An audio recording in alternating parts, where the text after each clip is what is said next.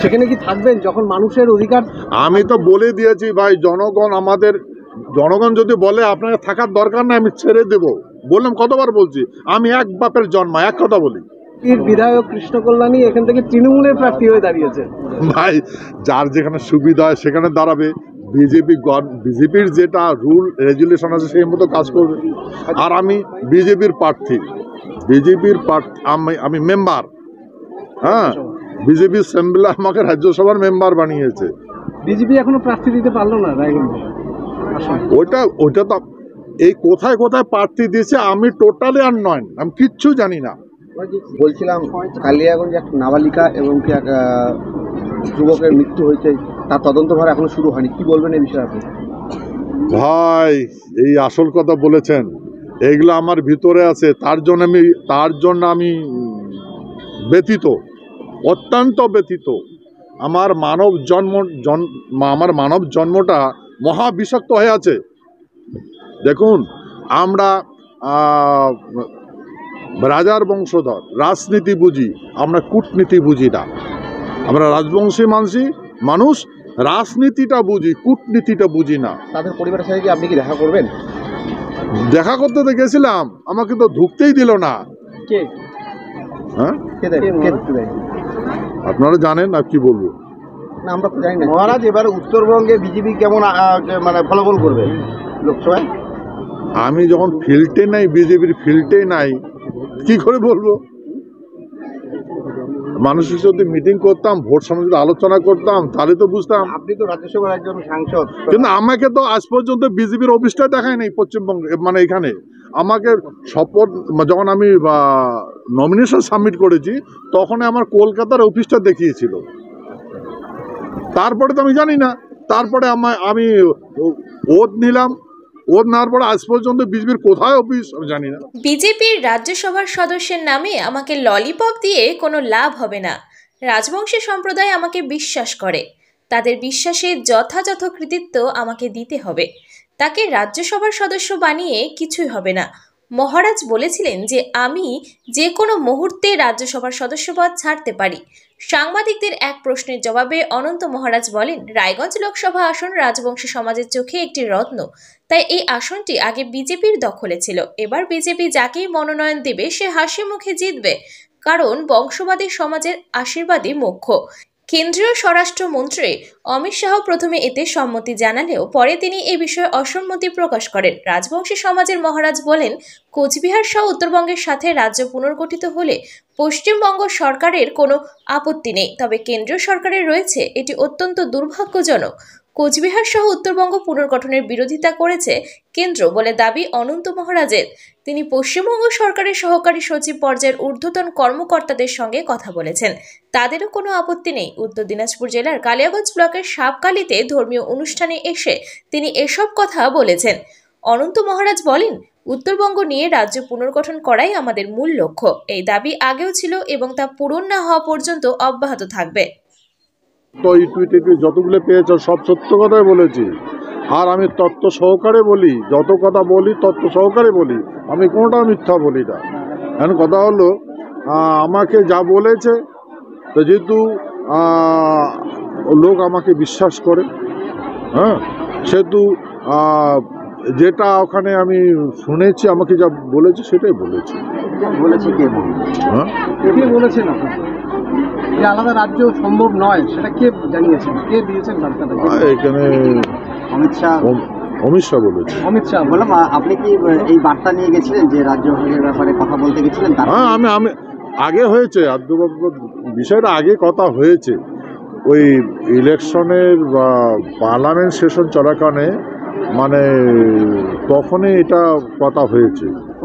সৌমেন রায় BJP থেকে জিতেছিল, তারপরে তৃণমূলে চলে গেল উন্নয়নের দোহাই দিয়ে, আবার কিসের দোহাই দিয়ে চলে আসলো যে বিজেপিতে, এবং শুভেন্দু অধিকারী বললেন যে অনন্ত মহারাজের আন্ডারে থেকেই উনি কাজ করবেন আগামী দিন। কিন্তু আজ পর্যন্ত সৌমেন রায় বিজেপিতে ঢোকার পর তাকে আর কালিগঞ্জের মাটিতে দেখা গেল না। কে কি কথা বলছে সেটা তো আমি জানি না। এটা এরকম কি কোনো কথা হয়েছিল যে সৌমেন রায় আপনার সঙ্গে আপনার অনুমতির সাথে বা আপনার? না, এরকম কথা না, এরকম কোনো কথাই হয় না। আমার সৌমেনদার সাথে আমার এরকম কোনো কথা হয়নি। আপনার সঙ্গে কি আছে কোনো সম্পর্ক এখন? উনি তো যোগাযোগ আছে? আপনার কথা তো বলেন। হ্যাঁ, আপনার সাথে এখন যোগাযোগ হচ্ছে? না না, আমার সঙ্গে মহারাজ, সবচেয়ে বড় কথা হচ্ছে যে পশ্চিমবঙ্গে দেখা গেল, যেটা মুখ্যমন্ত্রী মমতা ব্যানার্জি ঘোষণা করেছেন, যে রাজবংশীদের বা এসসি এসটিদের ভাতা, যেটা লক্ষ্মীর ভাণ্ডার ছিল, সেটা 1000 টাকা থেকে 1200 টাকা হয়ে গেল। কি বলবেন মহারাজ? না, দেখুন, এই গভর্নমেন্ট স্কিমের বিষয়ে আমি বলতে পারছি না। যার যেটা ভালো বোঝে সেই স্কিমেই দেয়। না, আপনি কি এটা সমর্থন করেন? না না, গভর্নমেন্ট যেটা করবে সমর্থন করতে হবে, সেন্ট্রাল গভর্নমেন্ট যেটা করছে সমর্থন করতে হবে। যে সেন্ট্রাল গভর্নমেন্ট সিএ নিয়ে আসছে, মহিলা বিল নিয়ে আসছে, তারপরে 370 ধারা নিয়ে আসছে, সমর্থন করতে হবে গভর্নমেন্ট। আমি তো গভর্নমেন্টের পার্ট না, রাজ্য সরকার তো বলেছে। না, রাজ্য সরকার যেটা ভালো বুঝবে সেটাই তো করবে। মহারাজ, ভোটের আবহাওয়া উত্তরবঙ্গে কি ভাবছেন?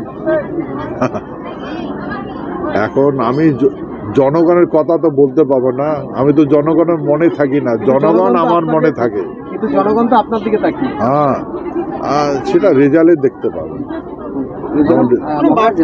রাজ্য ভাগের ব্যাপারে যেটা হচ্ছে, আপনাকে বলেছে যে রাজ্যভাগ হচ্ছে না, অমিত শাহ বলেছে। হ্যাঁ, তো আপনার কি দাবি এখনো পর্যন্ত থাকছে যে রাজ্য ভাগের ব্যাপারে? ভাই, রাজ্য ভাগের দাবিটা আমার দাবি নয়, অ্যাজ পার কনস্টিটিউশনই প্রবলেম। এটা আমার ভূমি, এটা আমি সংবিধানের কথা বলছি। তো সংবিধানের কথা বলা কি অপরাধ? যেখানে যেই সংবিধান রাষ্ট্রপতি আছে, যেই সাথে প্রধানমন্ত্রী আছে, যেই সম্মত ন্যায়পালিকা আছে, সেই সংবিধানের কথাই তো আমি বলছি। যেটা আমার দাবি কি কনস্টিটিউশনাল প্রবলেম, সেই কথা বলেছি। এটা কনস্টিটিউশন সেট আপ করা উচিত, আনকনস্টিটিউশনাল অ্যাক্টিভিটি হয়েছে, সেই কথা বলছি।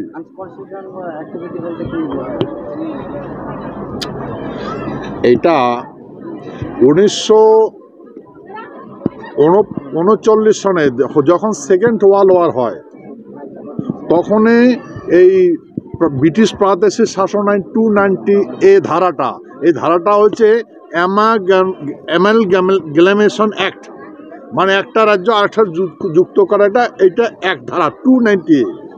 এই 290A ধারাটা দ্বিতীয় বিশ্বযুদ্ধের সময় ব্রিটিশ গভর্নমেন্ট টোটালি অ্যামেন্ডমেন্ট করে দিয়েছে, খারিজ করে দিয়েছে, বাতিল করে দিয়েছে।